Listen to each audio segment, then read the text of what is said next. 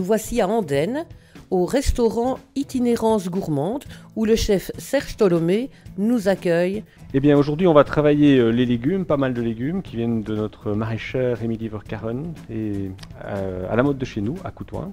Et là, on va travailler ces légumes-là et on va les réchauffer après tous ensemble et on va agrémenter ces légumes de lard fumé et de fromage de chèvre.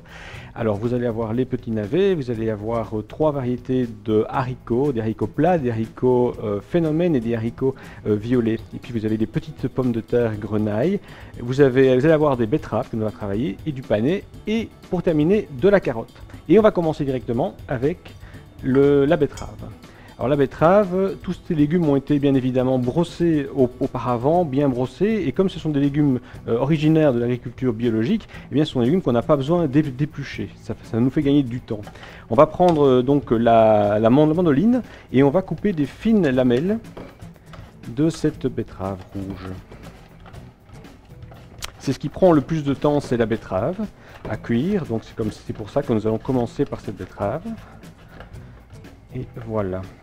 Attention aux doigts en utilisant la mandoline. Si vous n'avez pas de mandoline, vous utilisez bien entendu un couteau et vous essayez de couper le plus finement possible.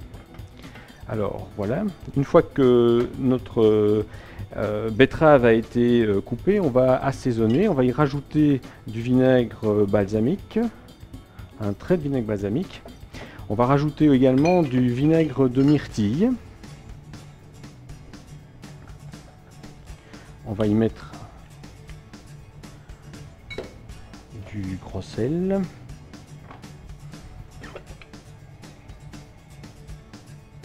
Voilà. Juste un tour de moulin de poivre. Et puis de l'eau. Après, on va s'occuper de blanchir de cuire les haricots. On va commencer par les grands haricots comme ceci. Ces haricots, on va quand même enlever les bouts et tirer le fil qu'on peut avoir. Voilà. Et puis dès que nous avons l'eau qui est bouillante, voilà, bouillante et salée, il faut toujours bien saler les eaux de cuisson. Voilà. Au point de vue des découpes, en attendant que notre eau bouille, au point de vue des découpes, voilà la carotte. Alors, la carotte, moi j'aime bien la couper, de façon en biais, de façon à toujours avoir un côté pelure dans chaque morceau.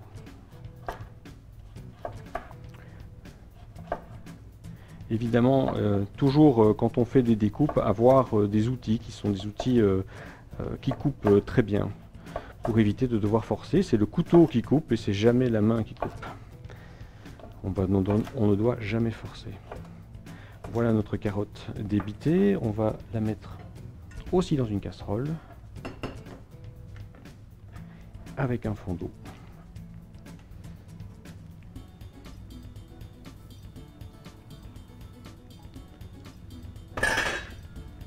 Et voilà, c'est parti pour la cuisson. Alors la cuisson de la carotte, c'est extrêmement variable. Il y a des gens qui les préfèrent très croquantes et il y a des gens qui la préfèrent vraiment très fondante. Donc ça, c'est un peu dans le goût de chacun. Voilà le panais. Le panais est un super légume qui va permettre de nous donner un goût très particulier, un goût un peu terreux comme ça. Même principe, je vais le couper de biais.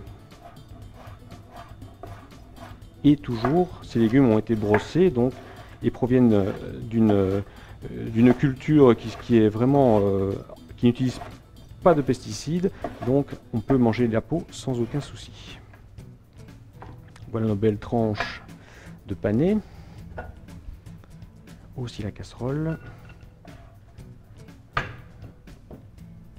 Pour donner un peu de peps à tout cela, je vais rajouter une huile d'olive fruitée verte. Alors le fruité vert, ça nous donne un goût un peu d'artichaut comme ça. C'est un peu ça qui ressort. On va y mettre du sel.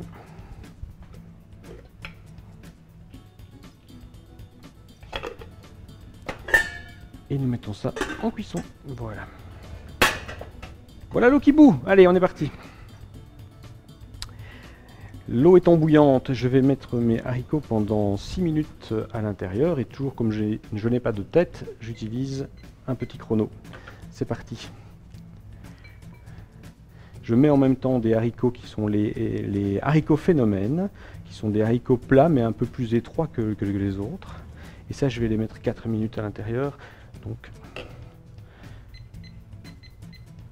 voilà, c'est parti.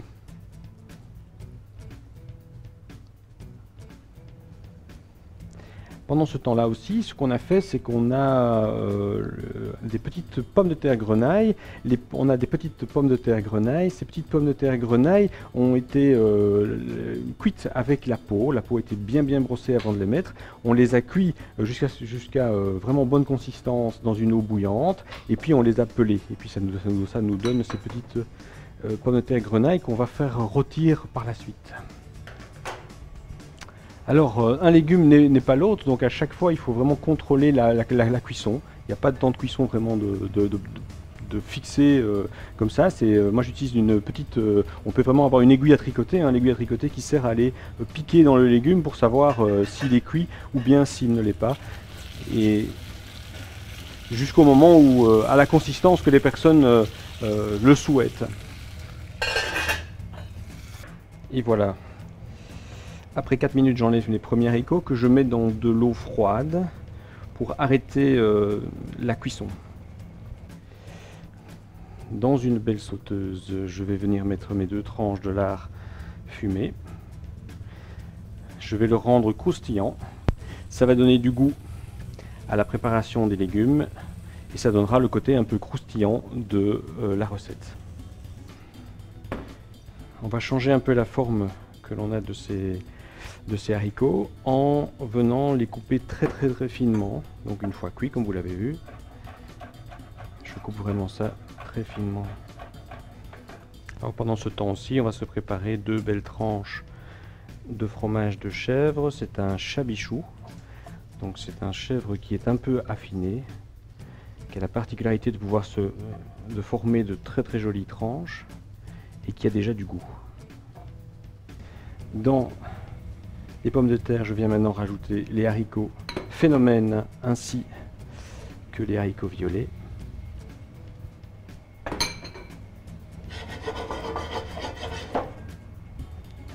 Je viens y mettre quelques tranches de carottes.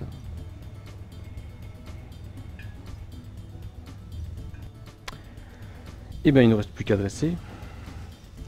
On va placer pour commencer les éléments qui prennent le plus de place. Je vais mettre quelques haricots.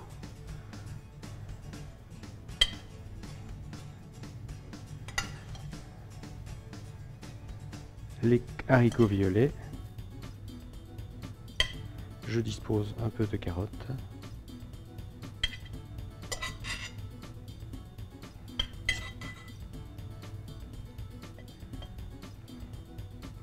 Et je termine par ces petites pommes de terre grenaille.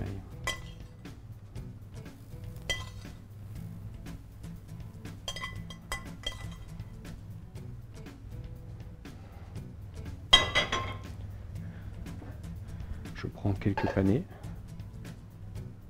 que je viens placer également, qui ont été bien rôtis, à la limite du croustillant.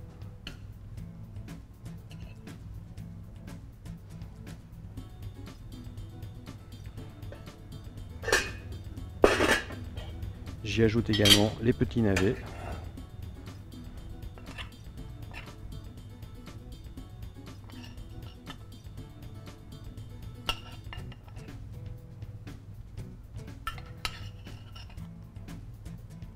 Voilà. Et pour terminer, je dispose un peu de betterave qui a été cuite avec le vinaigre. Toujours être prudent avec les betteraves, c'est ce qui va colorer l'ensemble.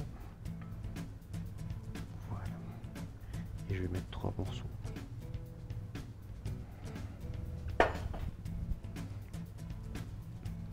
Je dispose le lard, les tranches de chèvre et enfin froid, la petite touche de beurre de mes haricots plats. Et voici notre méli-mélo du potager, lard fumé et chabichou. Eh bien oui, Serge Tholomé, je suis le chef patron du restaurant Itinérance Gourmande à Andenne. On a ouvert le 11 juin 2013. La cuisine ouverte est une volonté. Avant, j'étais cuisinier à domicile et donc je travaillais face aux gens tout le temps. Et donc ça me semblait logique qu'en ouvrant le restaurant de continuer dans cette voie. C'est une entreprise familiale. Au service, c'est mon beau-fils, le fils de mon épouse, Benoît, qui assure le service donc, et puis mon épouse qui s'occupe de faire les desserts. Dites-moi, monsieur Tholomé, c'est votre compagne qui s'occupe des desserts chez vous. Dites-moi en plus et expliquez-moi aussi votre amour des légumes. Mon épouse qui est pharmacienne, et bien qu'il y a la rigueur dans les deux côtés et que quand on change quelques lettres à pharmacie, il ne faut pas en changer tellement, on arrive à pâtisserie. Moi, je fais une cuisine qui est une cuisine de produits. Je passe beaucoup de temps à sélectionner à la fois les produits et tout ce qui est condiments, les huiles, les épices. Et donc, on essaie de présenter des assiettes qui soient le plus simples possible, le plus naturelles et qui mettent bien en valeur les produits que l'on a trouvés. J'aime beaucoup travailler les légumes, en effet, les légumes qui sont majoritairement bio. Parce que les légumes, c'est à l'infini en fait. On peut faire d'un jour à l'autre, le légume est différent, on peut le travailler différemment, on peut lui donner des goûts différents. C'est déjà très bon en soi. On peut vraiment faire des compositions dans les assiettes avec ces légumes. Et donc c'est vraiment très très intéressant de replacer ce légume comme étant la caractéristique principale de l'assiette et presque donner la viande ou le poisson comme étant un accompagnement en ce moment-là. On inverse un peu par rapport aux tendances générales, parce que les produits que nous avons sont des produits de grande qualité et de proximité. Vous avez pensé aux végétariens. Expliquez-nous. Nous avons un menu Végéta Plus. Alors on a repris le terme Végéta Plus parce qu'on fait partie de l'ASBL Influence Végétale. Et Influence Végétale, le but de l'ASBL, c'est vraiment de promouvoir le légume de qualité dans l'assiette. Et là, pour nous, on est vraiment en phase avec ce que l'ASBL propose. Et donc, on a créé ce menu Végéta Plus pour que les végétariens puissent venir ici et manger une assiette de légumes de qualité. Alors, au niveau de cela, on est majoritairement bio, tout simplement parce que pour moi, le bio garantit que la terre est préservée, que la terre reste vivante après que la culture soit passée par là. Et donc nous, ce qu'on fait, c'est qu'on travaille en partenariat avec le magasin bio ici à Andenne, qui est Bio & Co. Et c'est avec eux que nous travaillons l'ensemble des produits bio. Après, on a nos maraîchers qui, eux, sont aussi dans une même logique et qui nous permettent d'avoir, encore une fois, de la qualité. Alors, bio aussi, bio, tout n'est pas bio. Ce qui, moi, m'importe le plus, c'est le goût et le respect et le travail des personnes qui sont autour de nous. Ça, c'est très important. Si en plus c'est bio, alors c'est bien.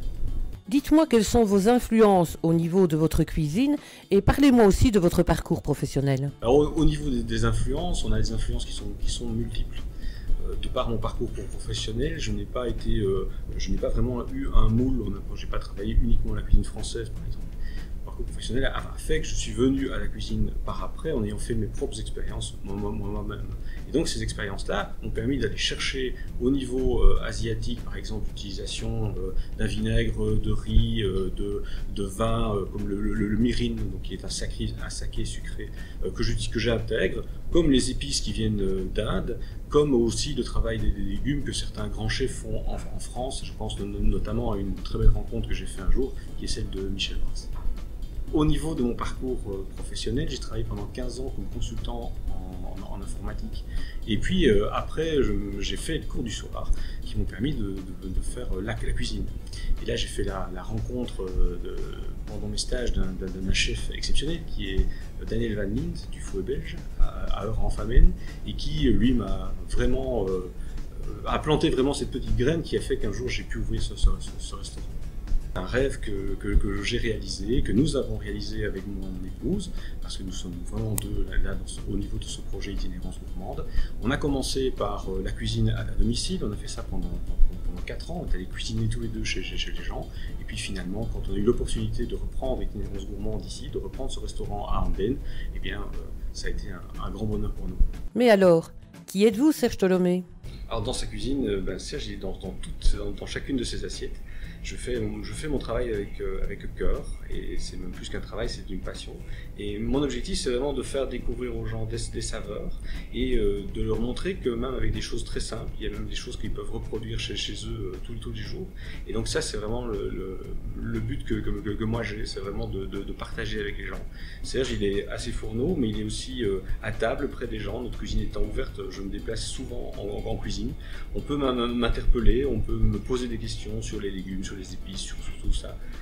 Voilà, Serge, il est content quand il est derrière ses fourneaux avec des gens dans son restaurant. Voilà. Et la traditionnelle question pour clôturer, si vous deviez inciter nos websurfeurs à venir manger chez vous, que leur diriez-vous? Je leur dirais que chez nous, on va leur faire découvrir des produits qui sont des produits sains, naturels. On va essayer d'aller chercher le meilleur de ce produit, on va les assaisonner, on va les présenter de façon un peu différente. Et je leur dis bienvenue, et je leur dis qu'ici c'est une cuisine qui n'est pas gastronomique, où on ne reste pas sur sa faim. On a vraiment à la fois une découverte et un réel partage.